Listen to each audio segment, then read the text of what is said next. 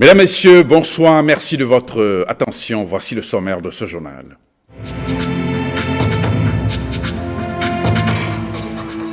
Les forces vives de Ouida, déterminées à travailler pour le développement de leur localité, c'est l'essentiel à retenir des travaux de la conférence des ressortissants de Ouida.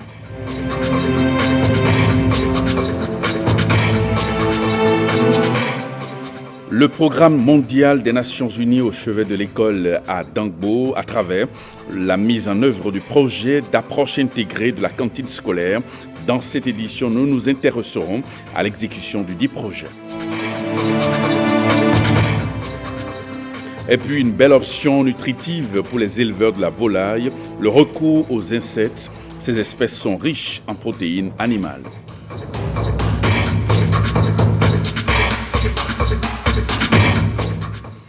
Merci de votre fidélité. Sébastien Javon est toujours gardé dans les locaux de la brigade territoriale de Cotonou. Un groupe de députés lui a rendu visite cet après-midi. L'homme d'affaires interpellé depuis vendredi soir dans une affaire de trafic de stupéfiants a passé déjà 2 nuits dans cette brigade où la sécurité a été renforcée. Les utilisateurs de produits pétroliers et du gaz domestique augmentent de plus en plus. Ces produits connaissent une fluctuation de prix ces derniers jours. William Choki s'est intéressé à la question. Suivons ce document. Hier, c'était un moyen très moderne de cuisson dans les foyers. Aujourd'hui, beaucoup ne peuvent plus s'en passer à tel point qu'il est devenu un produit de première nécessité. Malgré l'ombrage à lui faire par le charbon de bois ou le bois de chauffe, le gaz a conquis le cœur des populations de par sa praticabilité, la propreté et surtout le fait qu'il réduit la pression exercée sur les ressources forestières. Mais ce produit, contre toute attente, se fait rare à des moments donnés ou encore voir son prix augmenter aux grandes dames de ses utilisateurs. Avant, le kilo était à 450. Depuis le 15 octobre, ils ont augmenté de 53. C'est que le kilo est à 500. La dernière augmentation du prix du gaz domestique remonte au 15 octobre 2016. Une décision prise en Conseil des ministres, une décision qui tiendrait compte des fluctuations sur le marché international. Ces prix ne sont pas fixés seulement pour mettre, c'est des prix qui sont fixés en tenant compte de la réalité, n'est-ce pas, du coût du marché. Même constat au niveau des produits pétroliers de forte consommation, l'essence et le gazoil. Une augmentation qui alimente le marché de la contrebande. Ici, on sert le litre de l'essence à 275 francs CFA au lieu de 450 francs à la pompe. Face à cette situation qui dessert les privés du secteur et aussi l'État béninois, les professionnels de l'industrie du pétrole préconisent ceci. Le gaz, par exemple, ne peut qu'être subventionné. Tout au moins, ça va protéger nos forêts. Au niveau de l'essence, voir les taxes à la baisse et empêcher tout au moins un peu la prolifération de ces produits-là au bord des rues. Subventionner le gaz domestique et contrôler la vente des autres produits pétroliers, c'est assurer une protection durable du couvert végétal et aussi plus de devises pour l'État dans ce secteur qui est pour l'heure prise en otage par l'informel. Nouveau cadre institutionnel du secteur agricole. Le dernier Conseil des ministres a adopté le document. Son avènement suscite des réactions au sein des organisations paysannes. Suivez respectivement les propos du président de la PENOPA et du secrétaire permanent de la PACIB au micro de Koudou Sablaï. Aujourd'hui, vous n'êtes pas sans savoir que dans nos départements respectifs, les communes, voire les communes, n'ont pas les mêmes spécificités. La commune de Djidja, par exemple, n'a pas les mêmes spécificités que la commune de Zakota. Donc nous ne pouvons pas avoir les mêmes plans d'investissement. C'est pour cela qu'il est normal que chaque département s'asseye pour voir comment ils vont orienter leur agriculture, comment ils vont développer leur agriculture. Et cela ne peut pas être fait sans qu'il y ait une bonne collaboration entre le privé et le public. C'est pour cela que nous, on a beaucoup salué cela. Pourquoi on a salué encore cela? Aujourd'hui, notre recherche pour une agriculture durable, il faut une recherche durable. Et notre recherche maintenant serait orientée vers les spéculations qui sont retenues dans ce secteur-là. dans ce département-là. C'est pour cela que notre recherche ne serait pas une recherche généraliste, mais serait bien orientée sur ce qui est spéculation dans ce département. Et c'est sur ça que la recherche doit œuvrer pour atteindre les résultats pour le développement de notre agriculture d'une manière durable. Par rapport à l'élaboration de ce document, ils n'ont associé aucun acteur non étatique. Ou du moins, ils n'ont pas associé la société civile. Et vous savez, la plateforme des acteurs de la société civile au Bénin joue le rôle de la veille citoyenne, de l'analyse et la cohérence donc, des politiques au sein donc, du secteur agricole depuis 6 ans. Et on a été surpris qu'un document de grande envergure, un document qui porte la destinée donc, du secteur agricole et que nous n'avons pas été associés. Et ça, je signale que pour la première fois, on vient de violer le cadre institutionnel qui existait, de dialogue politique qui existait entre toutes les catégories d'acteurs dans le secteur agricole. Parce que nous sommes membres du CNOS. CNOS étant donc le Conseil national d'orientation du secteur agricole. Et donc on a été surpris qu'on en a fait, disons, un couvent par rapport à ce document.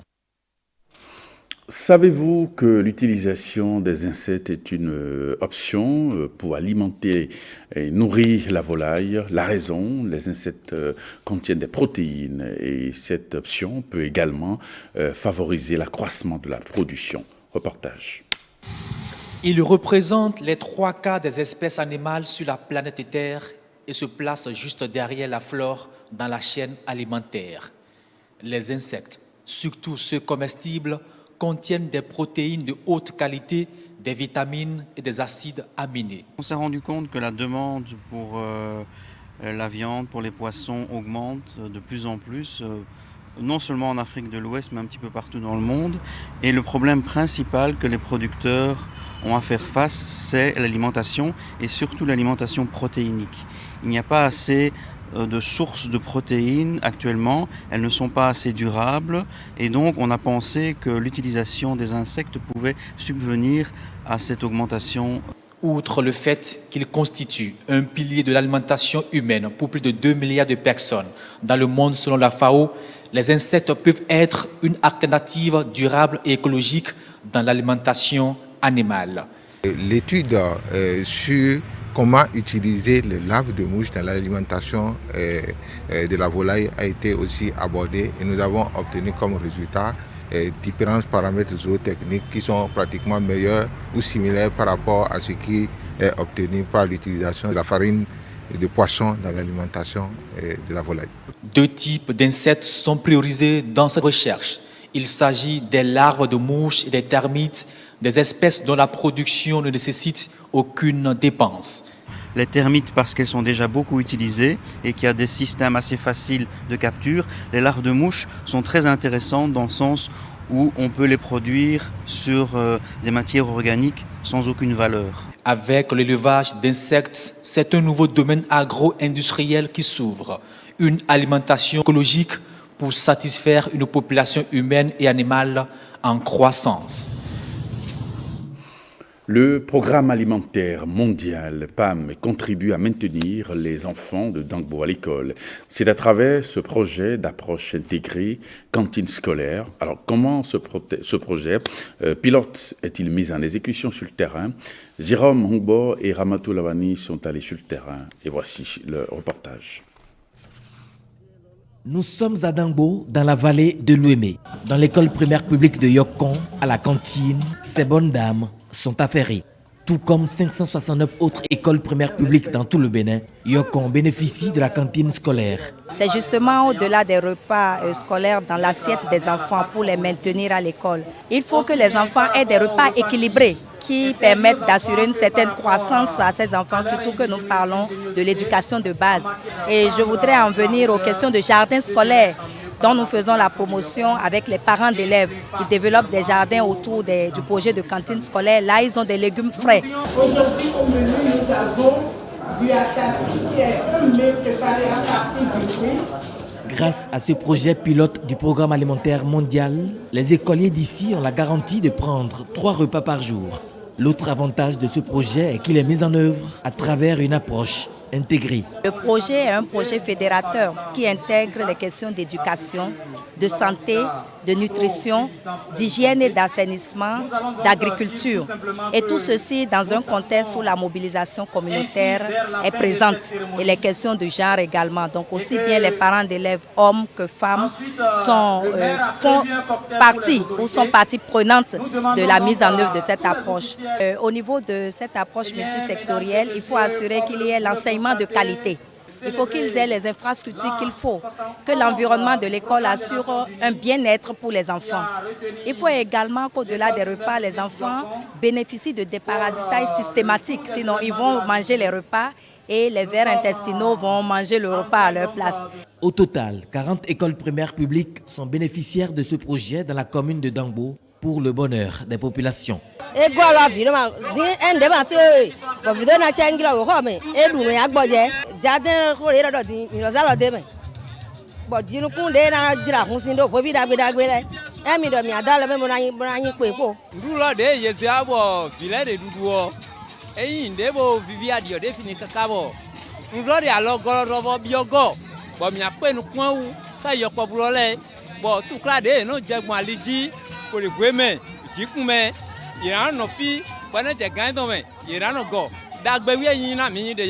Nous attendons que vraiment, comme le dit le nom du projet lui-même, l'approche intégrée, qu'il y ait un partenariat autour de cette question et que tous les acteurs, gouvernements, partenaires techniques et financiers puissent mettre tout en œuvre pour assurer véritablement le bien-être des enfants. Cette initiative du Programme alimentaire mondial pourrait contribuer à aider cette commune à dépasser les 67,9%, actuel taux net de scolarisation dans le primaire. Le projet est mis en œuvre de 2015 à 2018.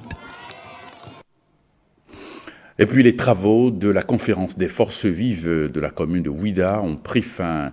Les ressortissants de cette cité de Kwasser ont décidé de marquer leur temps en adoptant à l'issue de ces assises plusieurs recommandations pour sortir leur localité du sous-développement. Daniel Ada, Alain de Siovre. Pendant 2 jours, les filles et fils de Ouidah ont décidé de se réunir pour taire leurs divergences et penser les maux dont souffre leur localité.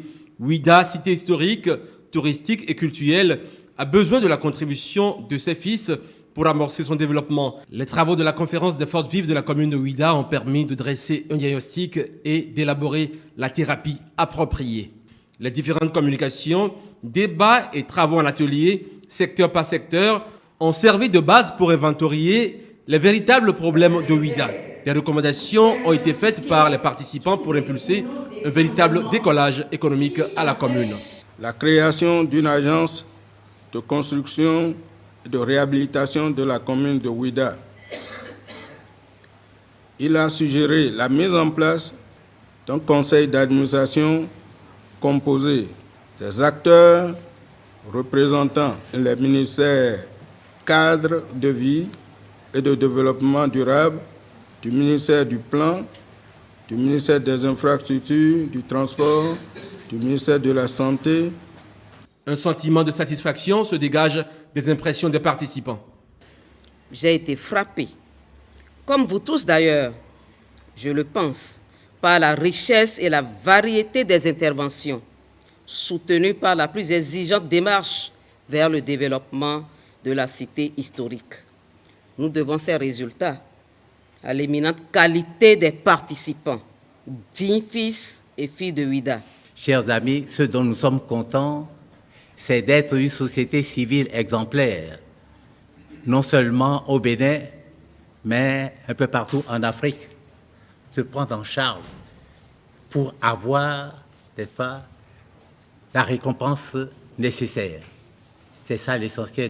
Aussi frustrant que cela se ressent chez chacun de nous, de voir notre ville en recul pour de nombreuses raisons, nous avons opté pour sa renaissance.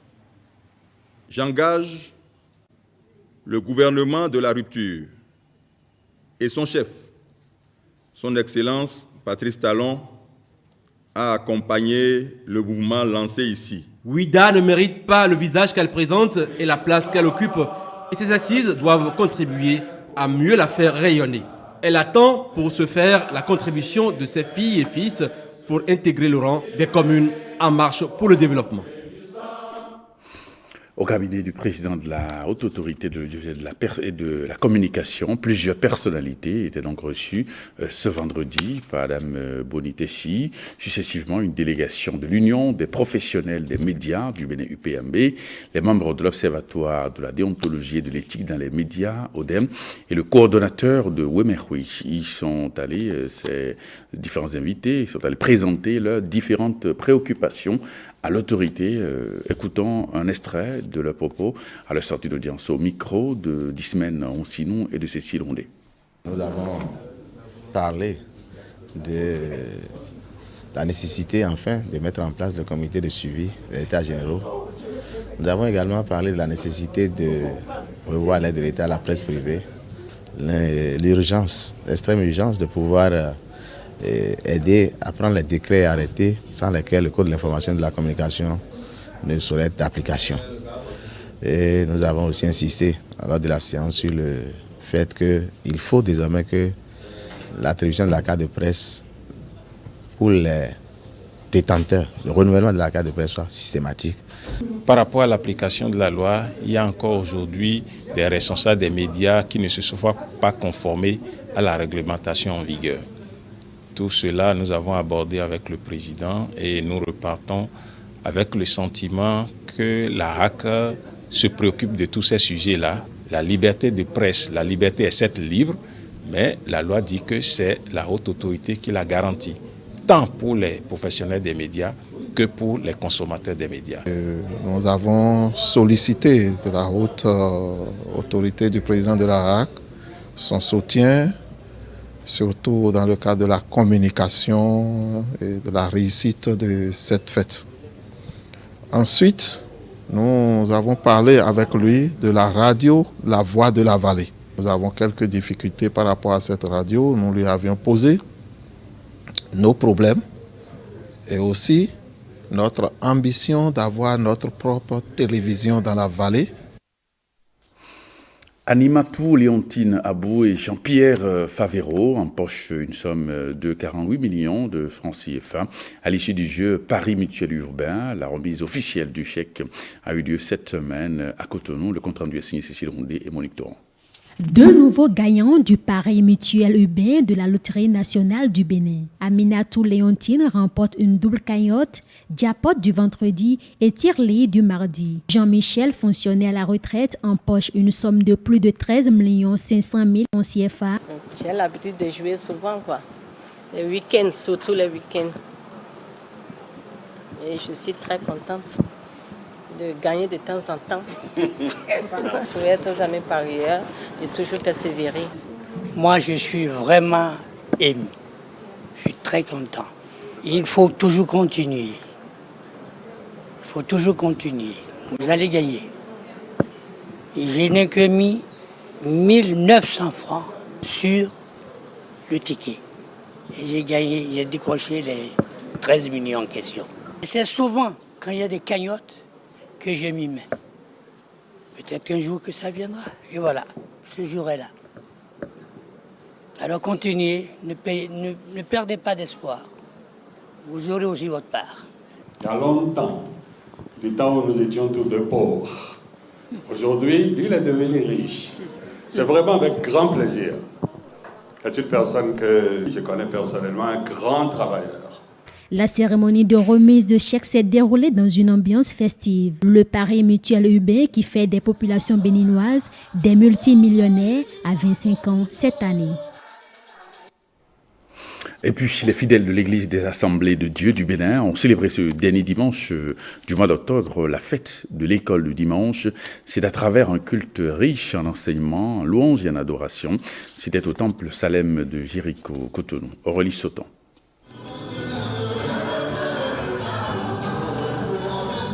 Jour de joie et de partage pour les fidèles de l'Église des Assemblées de Dieu du Temple Salem de Jéricho. Ils ont célébré ce dernier dimanche du mois d'octobre la fête de l'école du dimanche, une célébration placée sous le thème « Enseigner la parole de Dieu avec la puissance du Saint-Esprit ». Celui qui veut annoncer l'évangile, si c'est préparé spirituellement, vous allez voir que le message aura beaucoup d'effet. Le Seigneur Jésus, qui est l'exemple lui-même, il a dit à ses apôtres, c'est vrai, vous êtes avec moi, mais vous n'avez pas encore toute la plénitude pour enseigner. Vous allez attendre dans la chambre haute et je vais vous envoyer la puissance. Donc, être chrétien pour vivre la vie chrétienne sans embâge, il faut avoir le baptême dans le Saint-Esprit. La fête de l'école du dimanche marque la fin d'un cheminement dénommé campagne d'agrandissement. C'est la fin de cette campagne d'agrandissement qui fait qu'on aussi a des campagnes d'évangélisation que nous sommes en train de célébrer en ce jour. L'école du dimanche est d'une importance capitale parce que l'Éternel a dit dans sa parole « Faute de connaissance, mon peuple périt ». Et ce n'est pas l'enseignement de l'école du dimanche qu'on donne, on inculque cette connaissance-là aux adultes et aux enfants. Et par cette connaissance, ils acquièrent la parole de Dieu et ils peuvent marcher selon cette parole et glorifier Dieu partout où ils seront. Par cette célébration, les fidèles de l'Église des Assemblées de Dieu du Bénin s'enrichissent de la parole de Dieu. Ceci dans plusieurs langues, selon la diversité des nationalités qui fréquentent cette Église. Eh bien, ce journal va se refermer avant de nous séparer quelques informations sur les programmes de ce soir. Juste après moi, le magazine Sans commentaires. Et puis à 21h, le débat, dossier du dimanche avec Célestin Marat et ses invités. Et puis ensuite, le magazine Uni pour toujours. Prenez le rendez-vous du JT Soir à 23h avec Jérôme Hongbo. Retrouvez cette édition sur notre site www.ortb.bj. Merci et bonne soirée chez vous.